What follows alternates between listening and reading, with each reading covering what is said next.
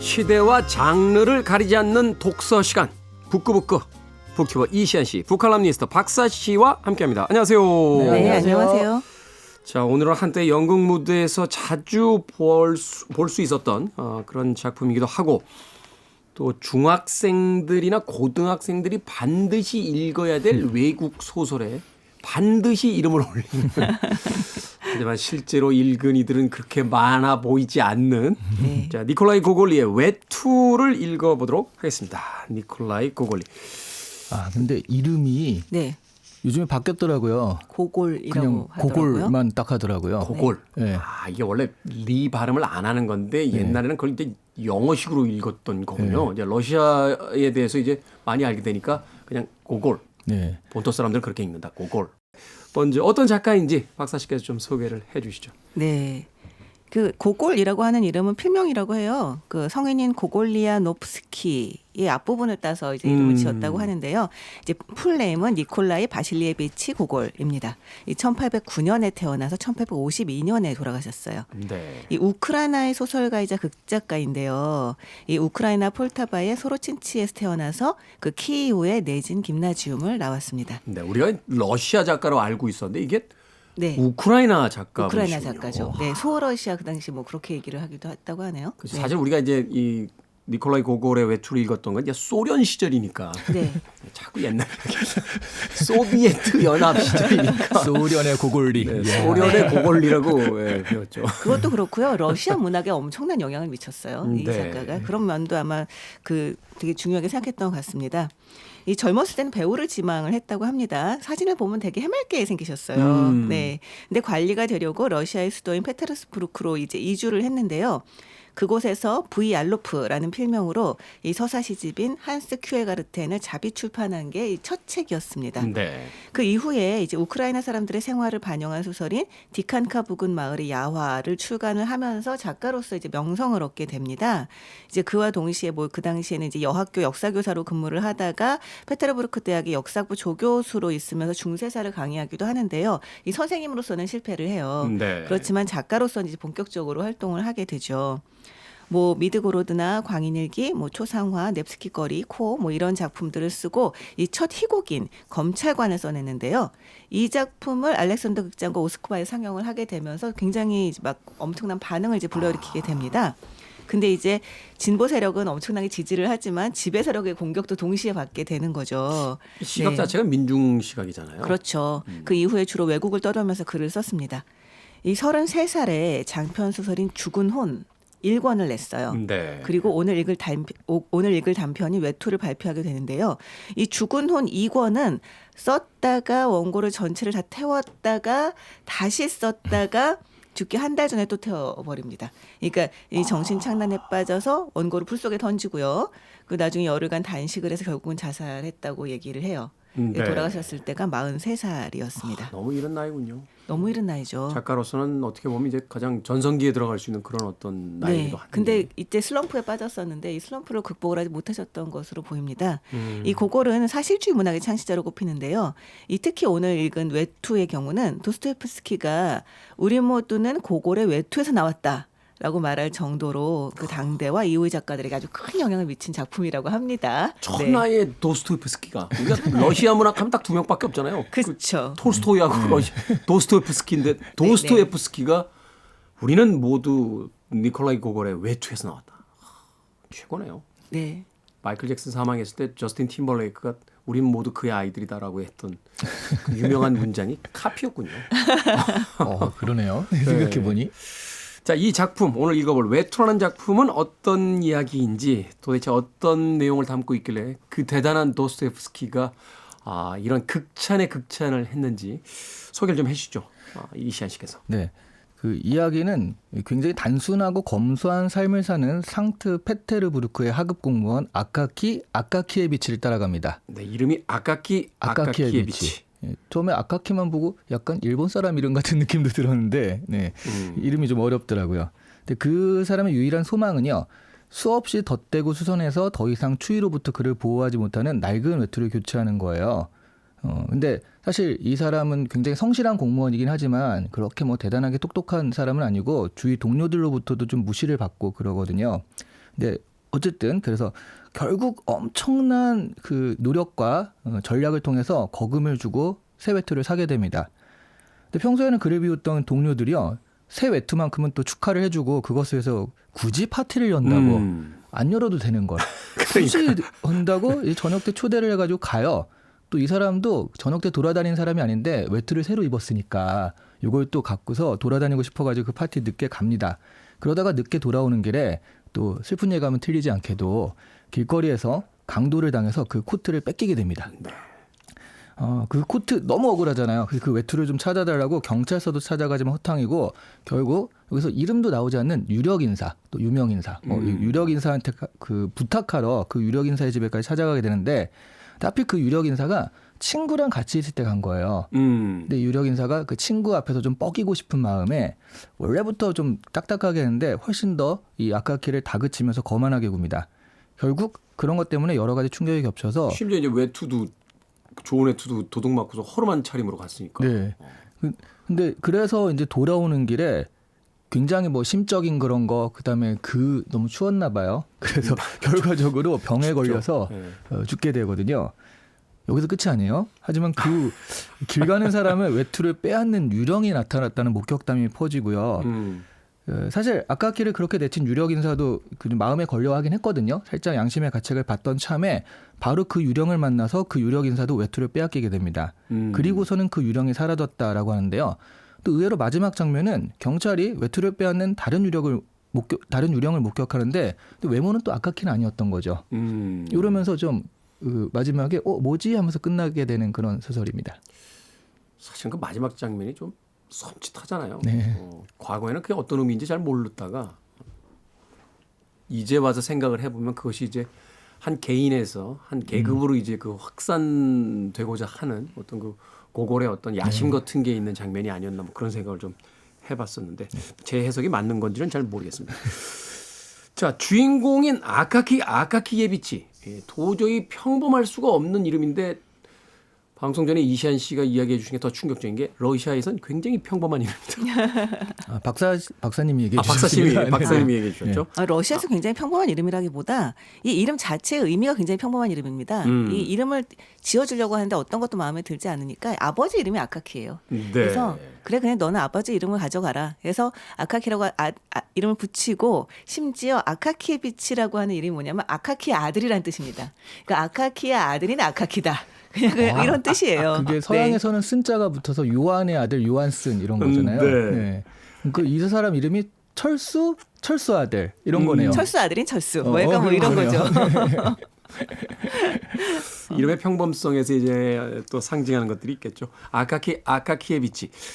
어떤 인물인지를 우리가 이제 이해를 해야 이 고골이 이 작품에서 쓰고자 했던 이야기를 이제 엿볼 수 있을 것 같아요. 이 주인공을 이제 묘사하는 방식들 또 그 캐릭터를 이제 설명하는 이야기들이 사실은 이 책의 거의 전부라고 해도 될 만큼 큰 사건은 없는데 이 사람이 어떤 사람인지를 이제 보여주는 장면들이 거의 이제 소설의 그 중심을 다 이루고 있어요. 어떤 인물입니까? 그 어느 국에 근무하는 어떤 관리 공무원이죠? 네, 표현을 하고 있는데요. 이 외모를 이렇게 설명을 하고 있어요. 작달막한 키에 얼굴이 약간 얼근 관리는 머리칼이 약간 불그스레하고 겉보기에도 시력이 별로 좋지 않고 이마는 약간 벗어진 데다가 양볼에는 주름이 지고 안색은 치질 환자 같았다라고 얘기를 합니다. 굉장히 이제 흔한 얼굴이죠. 그러니까 길에서 되게 자주 만날 수 있는. 사람들에 섞여 있으면 잘 눈에 띄지 않는. 네, 그렇죠. 그리고 그 존재감이 너무 없어요. 그래서 언제 어느 때 그가 국에 들어왔고 누가 그를 임명했는지는 아무도 기억하지 못했다. 국장과 부장이 수없이 바뀌었지만 그는 늘 같은 자리와 같은 지위 그리고 같은 직무에서 변함없이 서류를 필사했다. 그래서 나중에 사람들은 그가 대머리에 제복을 입고 이미 관리가 될 준비를 완전히 한 채로 세상에 태어났을 거라고 믿게 되었다. 국에서는 어느 누구도 그를 존경하지 않았다. 이렇게 표현을 하고 있습니다. 네. 사람들의 소위 이제 우리식으로 얘기하면 탕비실에서 주로 험담의 소재로 등장하는 하지만 탕비실을 나가면 금방 잊어버리게 되는 그렇죠. 그런 존재감 없는 어떤 하급 관리가 바로 오늘의 주인공 아카키에비치입니다. 근데 저는 약간 이상했던 게 이제 구등관이라고 나오잖아요. 네. 그래서 우리나라가 이제 공무원이 9급이 거기서부터 시작을 하니까 하급 관리인가 보다 했는데 여기는 14관 등에서 9등관인 거예요. 그 생각보다는 높더라고요. 생각보다 그러니까 완전히 그 말단 관리는 아닌 거죠. 네, 네. 하급 관리긴 합니다만. 네. 이게 무관계급으로 하면 대위와 동급이라고 그러더라고요. 대위면 예. 위관급에서는 최고인데요. 그러니까 그러니까 말하자면 이 사람이 좀만 좀 똑똑하고 뭔가 우리가 생각하는 뭐 창의적인 인물 이러면은 충분히 승진할 수도 있고 여러 가지 탄탄할 수 있는 길이 있는데 굉장히 성실하지만 전혀 창의적이지 않아서 그러니까 그 위에 그 보스가 네. 이 사람이 너무 성실하니까 좀 인정하고 싶은 마음이 있어가지고 이 사람이 하는 일이 똑같이 베끼는 거거든요. 서류를. 글씨를 인쇄한 듯이 이제 써가지고 네, 베끼는 분이잖아요. 네, 베끼는 건데 그거를 좀 쉽게 그 주어만 좀 바꾸고 뭐 서술어만 좀 바꿔서 따르게 하는 서류를 하라고 줘봤대요. 그런 걸 좀 하면 좀 더 다른 일을 할 수 있을까? 이 사람이 땀을 뻘뻘 흘리며 도저히 못하겠다. 그러면서 나는 그냥 글을 베끼는 게 천직인 것 같다. 그렇죠. 그러니까 거기까지 올라갔었던 건 어떻게 보면 이 사람이 계속 그러니까 오랫동안 이 자리에 있었다라는 얘기인 네. 거겠죠. 그러니까 계속 언제 있었는지 모를 정도로 오랫동안 그 자리에 있었지만 말씀하신 것처럼 너무나 그 자신이 하는 일을 이렇게 한정을 시키고 더 그보다 좀 더 높은 일을 하려고 하지 않다 보니까 실제로 하는 일은 거의 말단 일을 하고 있었던 거죠. 예. 근데 거기서 또 이 캐릭터에 대한 어떤 힌트가 나오잖아요. 글자를 정말 또박또박 쓰잖아요. 그게 또 사람들에게 놀림감이 돼요. 오히려. 거기서 희열을 느끼죠. 어. 네. 이게 사실은 예전 작가들이 이 직업과 이 일을 굉장히 소설 속에서 즐겨 등장했던 것 같아요. 제가 기억나는 게 허먼 멜빈인가 저 필경사 마틀비 같은 네네. 주인공도 사실은 거의 흡사한 일을 하잖아요.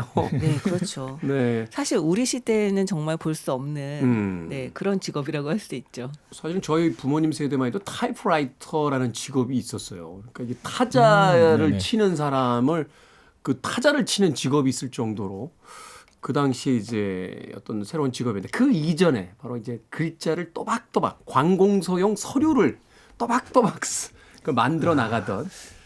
근데 이제 바틀비 얘기도 하셨으니까 생각이 나는 건데 그런 직업들이 보통 이제 창의성이 없는 사람의 전형처럼 되는 것 같네요. 그러니까 바틀비에서도 뭐 다른 거 좀 해, 뭐 야근 좀 해, 뭐 하면 하지 않겠습니다 이러면서 딱 그렇죠. 자기 것만 하는 사람으로 나오잖아요. 그렇죠. 정말 융통성 없는 오직 그 일만 하는 사람으로 나오는데 바로 그 시대의 어떤 그런 직업을 그런 식의 상징으로서 사용했던 것이 아닐까 하는 생각 해보게 됩니다.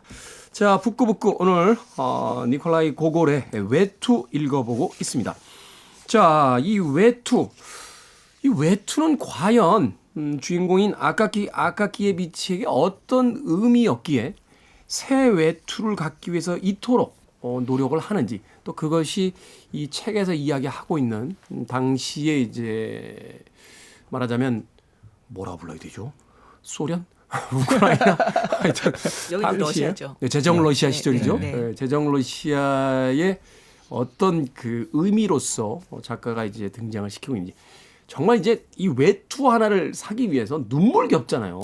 네. 양초도 끄고 구두 다를까봐 정말. 뒤꿈치 들고 다니고 네. 정말 불이 필요하면 그 하숙집 아줌마 방에 가서 일하고 그쵸. 정말 눈물겨운 노력을 하게 되는데 이런 노력을 기울여서 얻게 되는 이 외투라는 건 과연 어떤 의미일까?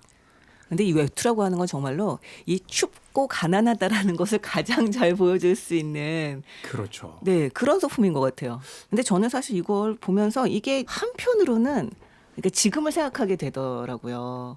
이제 얼마 전에 터키에 이제 구호 물품을 보내는 것 때문에 논쟁이 네. 있었잖아요. 그 못 쓰는 물건도 막 보내고 그래가지고. 그렇죠. 뭐 스테크라고 해서 그러니까 뭐냐면 이 터키에 보내는 물건들은 어쨌든 결론적으로는 현물을 보내되 꼭 새 제품으로 보내라. 중고화가 아니라 뭐 이렇게 정리가 됐는데 근데 그러면서 우리나라 기부 문화에 대한 얘기들이 막 쏟아져 나오기 시작을 했는데 알고 보니까 정말 쓰레기를 보내는 사람이 그렇게 많더라는 거예요. 그럼 왜 그러는 거예요? 그걸 스테크라고 부른대요. 뭐냐면 나한테는 쓰레기인 옷인데 그거를 기부를 하면 기부를 했기 때문에 그 세금 혜택을 받는다는 거예요. 그래서 이것도 재테크의 하나로 얘기가 이게 회자가 되는 거라고 하더라고요. 네. 그 누가 용어 만들었습니까? 그분 징역형 받아야 돼요. 아 근데 스테이크란 말 자체는 워낙은 좋은 말입니다. 그러니까 이를테면 쓰레기를 잘 분리수거를 해서 이렇게 하면 환경에도 좋고 그다음에 우리 그 이제 뭐 이를테면 그 돈도 이제 뭐 얻을 수 있다 뭐 이런 좋은 의미인데 이걸 악용하는 사람들인 거죠. 사실은 기부라고 하는 것은 이제 사람들에게 좋은 물건, 그러니까 정말 쓸 수 있는 물건을 보내준다는 게 기본이 돼야 되는 건데 관점 자체를 이제 잘못 갖게 된 부분이 있는 거예요. 인간을 모욕하는 거잖아요. 그거는. 그렇죠. 근데 사실 우리들 보면 너무너무 많은 옷이 생산이 되고 있고 너무 많아요. 많이 사고 너무 많이 쟁여놓은 상태거든요. 그래서 맞아요. 네. 우리가 말씀하신 것처럼 외투라고 하는 건 좀 돈을 많이 들여서 하나 딱 장만하면 좀 얼마 전까지는 그랬잖아요. 좋은 거 하나 딱 장만하면 이걸로 몇 년 동안 아껴서 잘 입어야 되는 그런 옷이었는데 지금은 딱히 그렇지 않다는 거죠. 그래서 굉장히 신선해 보이는 면이 있습니다. 이 외투에 집착하는 모습이. 그래서 지금 사람들한테는 외투 하나 갖고 이러는 게 좀 왜 저러지라는 생각이 들 것 같긴 해요. 근데 지금으로 생각해 보면 이때가 여기가 이제 상트페테르부르크가 옛날 분들은 또 레닌그라드라고 하시거든요. 네. 여기가 뭐 겨울철에 온도가 마이너스 한 5도 10도 정도인데 가끔 마이너스 35도 이렇게 떨어질 때도 있대요. 그러니까 이게 굉장히 필수품이면서도 또 밖으로 보이는 거니까 사람들한테 보여주는. 그 사람의 사회적인 어떤 위치나 네, 이런 네. 것들을 그래서 이게 상징하는. 지금 우리나라한테 이게 뭐에 해당할까 생각해 보니까 자동차, 뭐 집이더라고 집. 집, 뭐 가방 이런 거로 상징이 되겠죠. 아끼고 아껴가지고 집을 산다든가 전세를 얻는다든가. 그러니까 지금 이 사람은 정말 아끼고 아껴가지고 전셋집을 얻었는데 그게 전세 사기인 거예요. 그래서 그 돈을 다 날린 상황인 거죠. 확 와닿네. 네. 그러니까 지금 여기서 외투는 우리한테 그런 의미다 생각하면 이 사람이 왜 이렇게 그 사실 소심한데 유력인사 찾아가고 이런 게 쉽지 않잖아요. 그런 사람한테. 그렇죠. 정말로 엄청난 용기를 낸 건데. 네. 왜 이 사람이 그것 때문에 죽기까지 했는지 좀 와닿더라고요. 네. 정말 말씀하신 것처럼 절약하는 과정도 너무나 절박하고요. 네. 그리고 정말 잃어버리고 난 뒤에 그 심정도 굉장히 절박합니다. 그걸 정말 잘 그리고 있어요. 이 고골이 정말 그 사실주의 문학 그 뭐 이를테면 시초다라는 얘기를 듣는 이유가 뭔지를 좀 잘 알 수 있을 것 같은 그렇죠. 느낌입니다. 네. 우크라이나 사람인데도 불구하고 러시아 사실주의 문학의 시초다라고 얘기하는데 그만큼 러시아 사람들은 그냥 고골이 워낙 위대한 작가니까 러시아로 하자 이렇게 주장하고 있는 게 아닌가 하는 생각이 들 정도로 오늘날 푸시킨과 함께 러시아 문학의 근간을 잡았다라고 하는 작가로서 평가가 되고 있습니다. 저는 그런 생각도 들더라고요. 그의 외투라는 건 그게 성실함의 상징이잖아요. 그가 얼마나 성실하고 얼마나 아끼고 금검절약해서 만들어낸 전리품인데 말하자면 그걸 도둑맞고 그가 불행한 죽음을 받게 되는 것 자체가 아마도 고골이 당시에 이제 민중들을 바라보는 시각들, 저토록 성실하게 세상을 살았지만 결국은 누군가의 도둑질 당하고 불행한 어떤 결말을 맞게 되는 그 사람들에 대한 어떤 그 상징으로서 외투라는 걸 그들의 성실함, 그들의 어떻게 보면 좀 우둔함까지도 이야기했던 게 아닐까. 말씀하신 것을 하나 더 보태자면 그렇게 성실하게 살았던 계급의 사람들이 자기 계급을 넘어서는 일을 하려고 했을 때 거기에 대한 제재. 그러니까 그 계급이 가질 수 없는 외투를 지금 가지는 거잖아요. 예전에 그 진짜 화나는 무슨 일화 있었잖아요. 그 무슨 뭐죠? 보조금 받는 친구들 돈가스 먹고 있다고. 내 세금으로 보조금 받아서 왜 여기서 돈가스 먹냐고 뭐 누가 뭐라 그랬다며요. 그래가지고 한번 인터넷에서 난리 난 적이 있는데. 네. 이제 그런 식의 사고인 거죠. 네. 근데 또 한편으로는 뭐랄까요? 속물스러움이라고 말하면은 조금 그렇고 인간적인 모습이라고 말을 해야 될까요? 그런 모습들도 또 그리고 있습니다. 누구나 좋은 누구나 갖고 있는 거죠. 그러니까 이 주인공이 정말 외투를 사기 전까지만 해도 진짜 발끝으로 걸을 정도로 진짜 주변을 보지 않고 돈을 아끼고 아주 그 자기의 좁은 세계에 살다가 외투를 갖게 되니까 뭐 지나가는 여자한테도 눈길을 좀 주고 파티도 가고 약간 이런 모습을 좀 그러니까 굉장히 일탈이라고 할 정도는 아닌데 그 뭐랄까 좀 자신감을 회복하는 모습이 보이는데 그게 약간 재미있는 요소들을 줘요. 오히려 슬며시 웃음이 나오게 만드는. 맞아요. 이 사람도 그렇구나. 외투 하나 갈아입었다고 사람이 이렇게 변하는 사람은 좀 그런 존재구나. 약간 이런 것도 또 한편으로 보여주는 거죠. 네. 클라크 켄트는 쫄쫄이만 입으면 그렇게 힘이 세지잖아요. 그분은 정장이 옷이 중요합니다. 옷이 날개죠. 네. 요즘에 그래서 차 할 때 승차감이라는 거 안 하고 하차감이라고 하잖아요. 하차감이란 말 정말 절묘하다는 생각이 들어요. 예. 그러네요. 그 물건의 어떤 성질은 변했습니다만 그 물건이 상징하는 바는 니콜라의 고골의 시대나 우리나 그렇게 크게 변한 게 없는 것 같습니다. Free your mind. I want to break free. Are you free?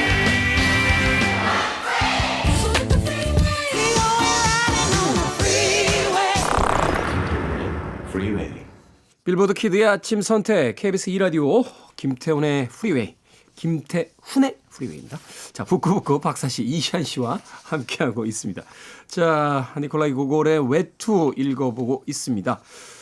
앞서서도 이야기했습니다만 이 작품 사실 그렇듯한 사건이 없어요. 맞아요. 사실은 외투를 사기 위해서 근검절약하는 이게 소설적 그 사건인가 사실은 좀 의심하게 되는데 그러다 근데 결국은 솔직히 말해서 네.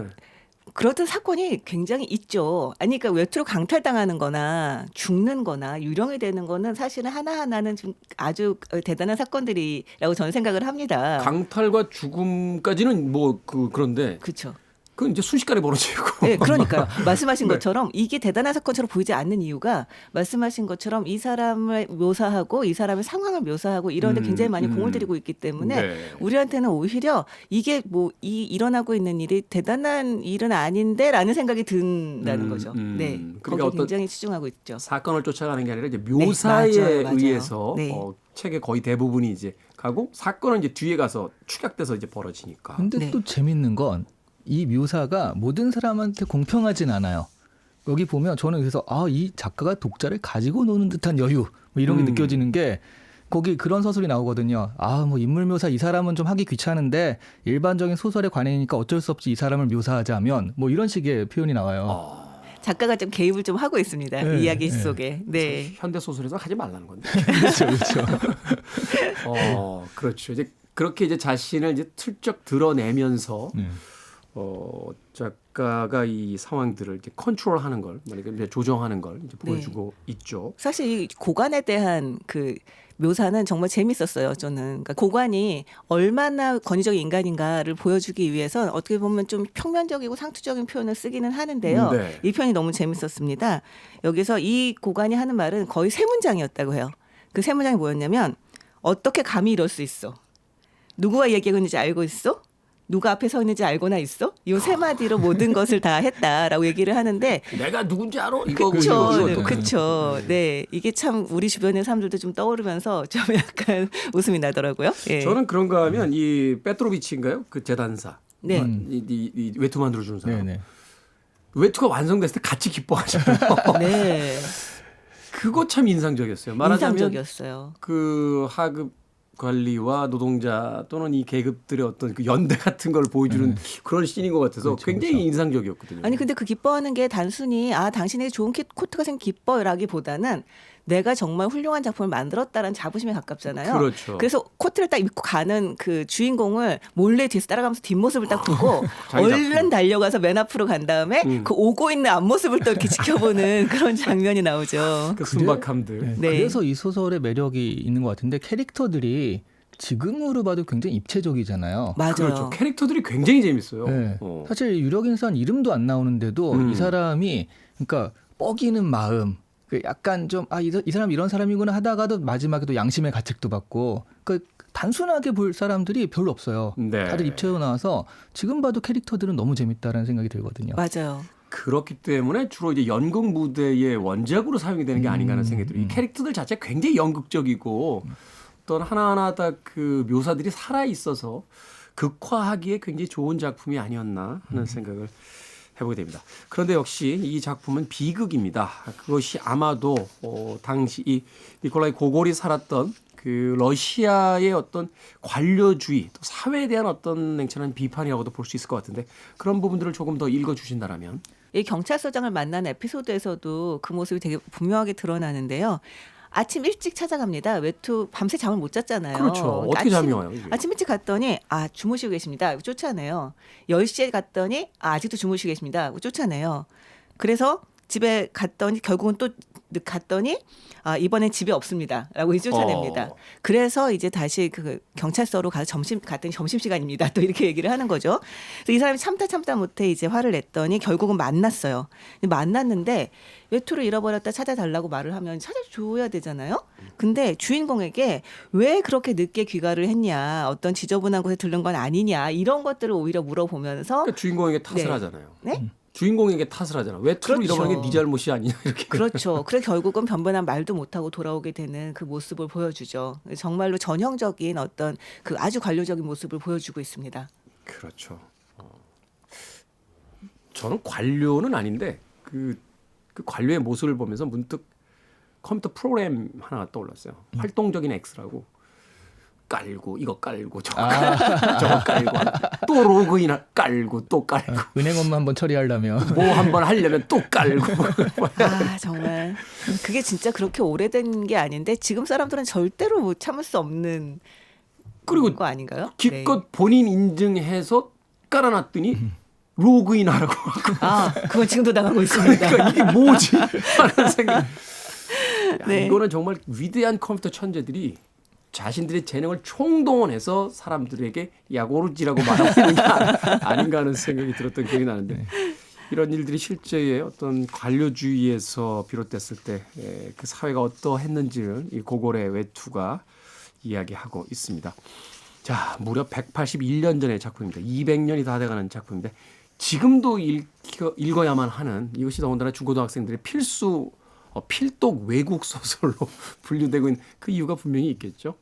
저 같은 경우는 당시에 이거 읽었으면 굉장히 복장 터졌을 것 같아요. 네. 왜냐하면 거리를 유지할 수가 없잖아요. 내가 바로 그곳에 살고 있는데 그렇죠. 내가 당장 오늘 당할 수도 있는 일이잖아요. 그러니까 정말 얼마나 답답해하면서 가슴을 치며 읽었을까라는 생각이 듭니다. 그래서 오히려 지금 읽는 게 저는 낫다라는 생각이 드는 게 아니 현실도 고통스러운데 굳이 정말 책에서 고통을 다시 맛보고 싶진 않잖아요. 맞아요. 저는- 현실이 힘든 사람이 힘든 영화 안 보러 가거든요. 그럼요. 저는 우리가 어쨌든 간에 어떤 절대적인 궁핍에서는 벗어났고 그런 상황이기 때문에 오히려 이 소설을 좀 흥미롭게 읽을 수 있는 게 아닌가, 저는 그런 생각이 들었어요. 아직도 이런 부분이 어디에 있을까 한번 생각해 보게 만드는. 그럼요. 근데 저는 오히려 아까 그 외투를 뭐 전세 사기처럼 이렇게 생각을 해서 했을 때 오히려 이 작품은 시대와 장소까지 초월해서 거의 모든 민중, 대중들의 삶과 연관이 돼 있을 수밖에 없고요.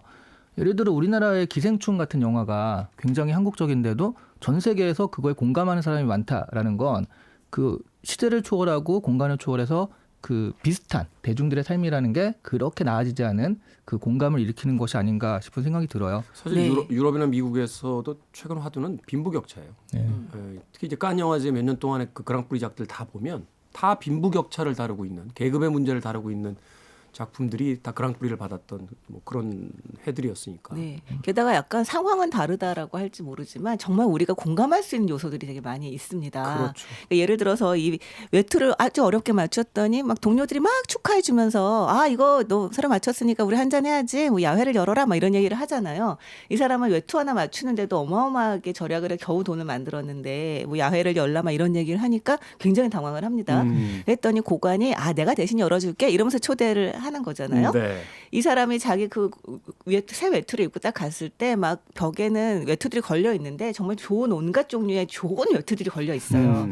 그래서 여기다 하나를 걸어놓고 들어가서 아주 어색하고 불편한 그런 이제 시간을 보냅니다. 그리고 자는 너무 늦었으니까 가겠다라고 나왔는데 나와 보니까 자기의 새 외투가 바닥에 떨어져 있는 거예요. 그래서 이 사람이 그걸 들어서 이제 탈탈 털어서 먼지를 털고 그것을 다시 이렇게 입고 나오는 장면이 나오는데요.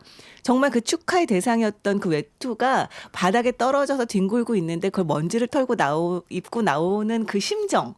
너무 알 것 같잖아요. 네. 근데 이런 굉장히 사소한 에피소드인데 이런 걸 넣으면서 정말 독자들이 굉장히 이렇게 흡입될 수 있게 이 상황 속으로 빨리 들어갈 수 있게 만든 힘이 있는 것 같아요. 이 니콜라이 고골이 참 대단한 작가라는 걸 다시 떠올리게 되는 건 뭐냐면 이게 현대적인 영화나 극작에서 사용하는 어떤 상징이라든지 설명이 아닌 상황을 통해서 메시지를 전달하는 여러 가지 방법 중에 하나인데 네. 이런 걸 쓸 수 있는 건 정말 고급 작가들이거든요. 1급의 작가들이 이제 만들어낸다라고 하는 건데 이걸 200년 전에 썼단 말이에요. 예. 심지어 그렇죠. 자유자재로 썼어요. 그러니까 그러니까. 어느 순간에는 자기가 개입해서 작가 입장에서 막 얘기를 하다가 어느 순간에는 그냥 상황만을 보여주면서 그 심정을 딱 보여주고 이걸 갖다가 굉장히 그 자유자재로 왔다 갔다 하면서 썼기 때문에 굉장히 이렇게 그 독자로서는 예, 그 속에 말 그대로 휩쓸려 들어가는 느낌이 들더라고요. 그것도 어렵지 않게. 네, 어렵지 아주 않게. 일상적인 모습을 통해서. 네. 그래서 200년 전에 이 소설을 지금 읽을 가치가 있느냐? 우리가 처음에 선정됐을 때도 고골? 아직도 고골? 뭐 이런 얘기를 고고를 했었잖아요. 읽는다고? 뭐 이랬는데 그랬었는데 또 참고로 제가 추천했습니다. 다시 읽고 나니까 예, 보니까 이 지금 읽을 만한 가치가 작가로서 캐릭터를 만들고 이야기를 전개하고 그러니까 맞아요. 그러면서도 재밌잖아요. 이런 것들을 보면서 그냥 소설 자체만으로도 재밌기 때문에 읽을 만하다는 생각이 들더라고요. 네. 왜 도스토옙스키가 이렇게 극찬을 했는지, 왜 작가들의 작가라고 불리우는지. 네, 이걸 읽고 나면 정말 그 이후에 러시아 문학들에서 고을의 흔적을 찾으실 수 있을 겁니다. 네. 두 분의 한 줄 추천사 듣겠습니다. 이거를 읽으면요. 러시아 소설에 대한 편견을 그러니까 보통 작품의 3분의 1이 이름으로 되어 있는 그런 편견은 좀 극복하실 수 있을 것이다 말씀드릴 수 있어요. 그러니까 도스토옙스키의 까라바초프의 형제들은 사실 생각해보면 책의 절반, 장편이지만 절반은 사람들 이름이에요. 이름이죠.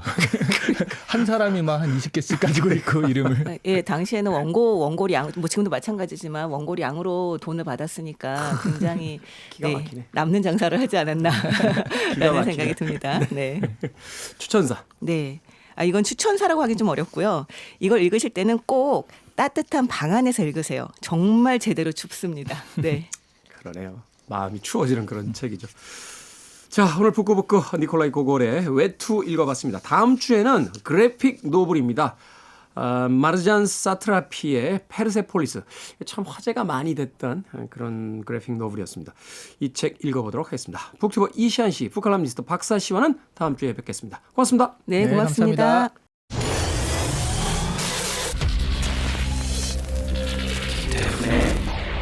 Freeway.